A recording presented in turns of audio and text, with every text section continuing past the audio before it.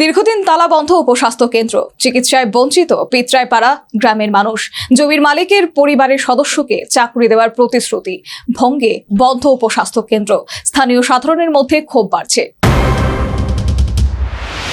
জুলাইবাড়ি বিধানসভা এলাকার পিত্রাইপাড়া উপস্বাস্থ্য কেন্দ্র দীর্ঘদিন ধরে তালাবদ্ধ, ফলে স্থানীয় বাসিন্দারা প্রাথমিক চিকিৎসা পরিষেবা থেকে বঞ্চিত। সরকারি অর্থ ব্যয়ে নির্মিত এই স্বাস্থ্য কেন্দ্র চালু হওয়ার পর থেকেই একাধিক সমস্যার জেরে বারবার বন্ধ হয়ে পড়েছে। অভিযোগ, এই কেন্দ্র নির্মাণের জন্য জমি দানকারী ব্যক্তির পরিবারের একজন সদস্যকে চাকরি দেওয়ার প্রতিশ্রুতি দেওয়া হয়েছিল, কিন্তু সেই প্রতিশ্রুতি পূরণ না হওয়ায় ক্ষুব্ধ জমির মালিক স্বাস্থ্য কেন্দ্রে তালা লাগিয়ে দেন। পরে স্থানীয় জনপ্রতিনিধি ও প্রশাসনের হস্তক্ষেপে কেন্দ্রটি কিছুদিনের জন্য চালু হলেও বর্তমানে আবার বন্ধ হয়ে গেছে।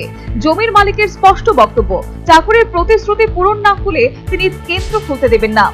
অন্যদিকে স্থানীয় বাসিন্দারা দ্রুত স্বাস্থ্য কেন্দ্র চালুর দাবি জানান। তাদের মতে সামান্য অসুস্থতায়ও দূরে যেতে হচ্ছে, যা অত্যন্ত কষ্টকর।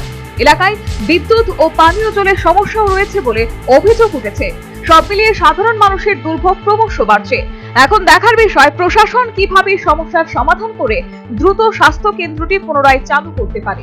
Bureau report, news vanguard.